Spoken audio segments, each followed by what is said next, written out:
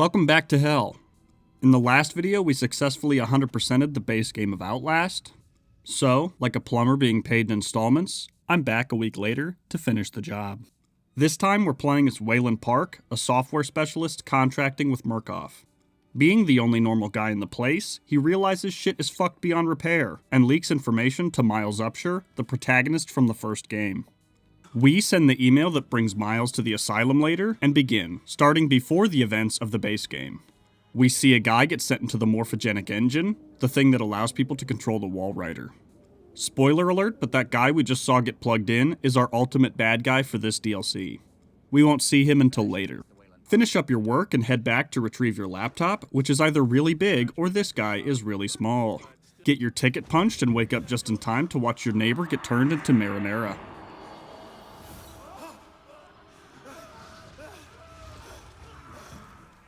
Grab a camera for some reason and head out.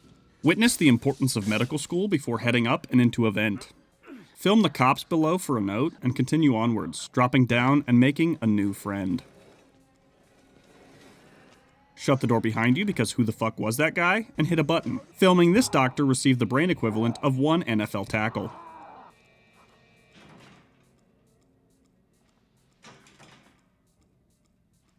Third time's the charm as we head through a decontamination chamber and pick up another document. Head up and over, entering the kitchen. Film the chef, who probably isn't ServSafe certified, and continue into the darkness, finding a door locked by a handcuff. Hop up and into Chef Boyardee's zone, continuously sprinting until we get the key. Head back and unlock the handcuffs and head into the next room.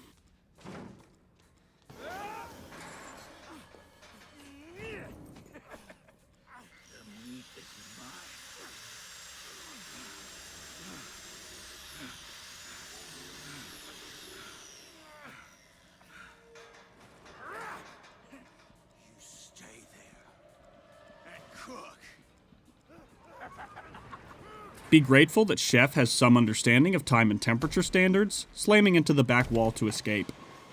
Grab a document from the back of the nearby room and begin to climb, passing by every old person in a Life Alert commercial. Sidle along the chimney, saying hello to the wall rider along the way, before dropping into another section with Jonathan Buzzsaw. Tank a single hit, squeezing through a gap ahead before heading left and filming a patient watering his doctor. Respect the bounds of doctor-patient confidentiality and continue onwards, heading through a broken window and collecting another document. Pee a little bit, heading for the only door with a red light on it. Chef had the same idea, so beat him inside and up into a vent. Immediately fall through the vent into the room next door, going in and through a gap in the wall.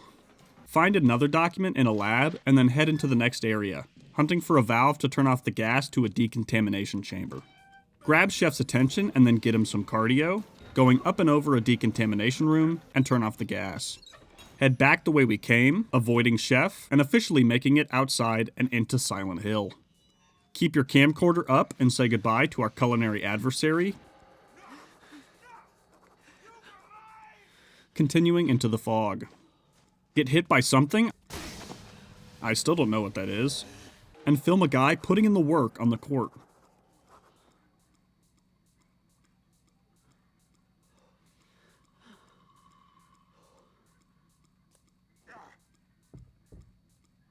Fuck, that guy sucks. Let's keep going.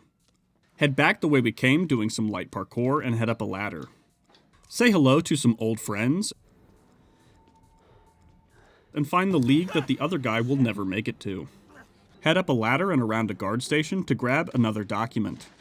Be reminded you could always be uglier, and climb a ladder, heading into the prison where we radio for help from 911. Unfortunately, Mr. Small from earlier is allergic to communication, and he forgot his EpiPen today. Get told to KYS in Minecraft, Do me a favor and die here, Park. and head into the next room before witnessing the Undertaker throw mankind off of Hell in a Cell.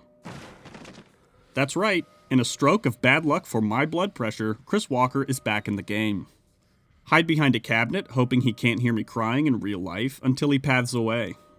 Slowly follow him until you get his attention, then loop him around a fallen bookshelf in the office, and sprint until you reach the only thing powerful enough to stop him: small gaps. Grab a spare battery from a nearby room and film Father Martin writing the down the drain message, providing an origin story for something we didn't care about. Follow the message and drop down the hole, ending up in familiar territory. Get chased through the darkness, flashing our night vision until we find a window we can escape from. Drop down off the roof, jumping through a window behind you, and collect another document. Head down a dark stairwell and continue into the next area, finding a document in the entryway ahead.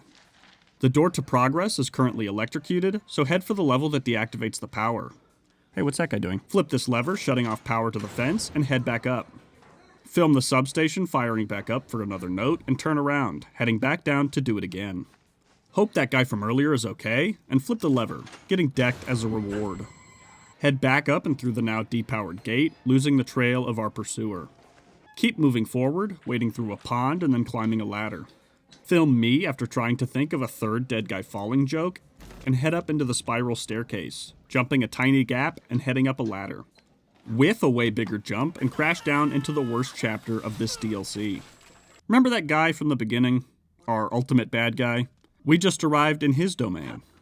I'll put this bluntly. He wants to chop our dick off. As I'm sure you understand, I would like to avoid this outcome, so navigating this without death would be optimal. Film the body hanging from the ceiling for another note, and meet the local librarian. Head past the health inspector from Ratatouille, and grab a document from the back corner of this room. Push a storage locker out of the way, and then continue through the walls. Jump up and into a room, meeting one of the disciples of Richard Chop. Lure them around a corner and head through the door, heading around a corner and up into the next area. Proceed down a staircase and film something that I'll see in my nightmares until I die. Attempt to leave this area and meet Prince Charming himself. Run back the way we came, except he's that way too. Lead him in a chase around some tables in the next room, and head through the door he entered from. Cruise past the wedding gowns and move another storage locker. Keep running until you find the final bloody storage locker and push it, watching him gain on you as you do. Head out and sprint for the elevator shaft, jumping for the ladder there. Fall through the top of the elevator shaft and impale your leg. Log it in your brain to file a workers' comp claim later, and brace yourself to jump off the now moving elevator. Go against traditional advice and follow the increasingly bloody trail to a locked door, and then hide in the locker nearby. Bad news though, this dude isn't tricked by that little maneuver. Darling, can't hide from me. Get mansplained to as your locker is moved to the wiener removal chamber, and receive what is arguably the last good night's sleep you'll ever have. Sit through a 3-minute long cutscene of other dudes getting their junk sliced off that I'll go ahead and bypass for the sake of both of our mental healths. Once it's your turn to go on Who Wants to Get a Vasectomy, get saved by the goat of this entire franchise. Whoever that guy was. Re-equip your armor and film the buzzsaw some of your hair is still on before continuing forwards. Being asleep for 12 hours has totally drained the battery, so we're SOL on night vision for the moment. Even better, we have a limp, and he's chasing us. Luckily, the doctor acquired severe arthritis in the interim and now walks at a snail's pace. Slam every door you can in his face and head out a window, grabbing a document behind the fountain nearby. Limp back inside, filming the answer to the question, what if I tied a bunch of dead people to a ceiling in a school gymnasium? Grab a nearby battery and head into the cafeteria, jumping up and into a vent.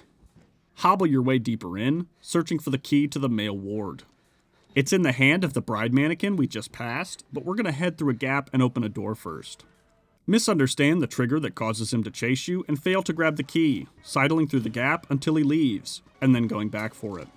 Accidentally lose aggro on him and experience the life of John Jameson at the end of the original Spider-Man 2.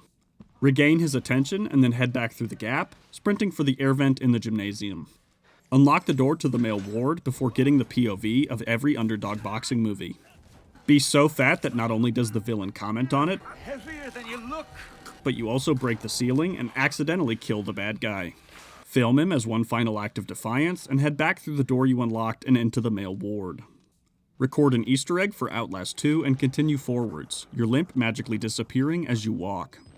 In the 12 hours since we've been out, Miles has arrived at the asylum and we witness the path he carved while we were away. Film some soldiers talking over Traeger's dead body and avoid the cleanup crews shooting all living things. Pick up a document and continue forwards. Pick up a document in a pitch black room nearby and make a final break for the exit. Film the suit guy for the final note and get stabbed for the second time in 24 hours. Watch as the wall rider gives him the Wombo Combo Deluxe.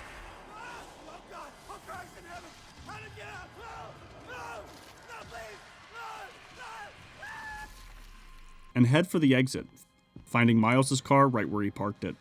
Give a farewell nod to Miles the Wall Rider as you jack his ride, and cut to the final scene. Click the left mouse button to send your credit card information to John Wick and close your laptop, successfully beating the Whistleblower DLC of Outlast.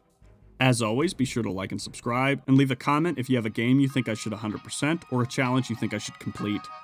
I appreciate you watching this far. I'll see you in the next one.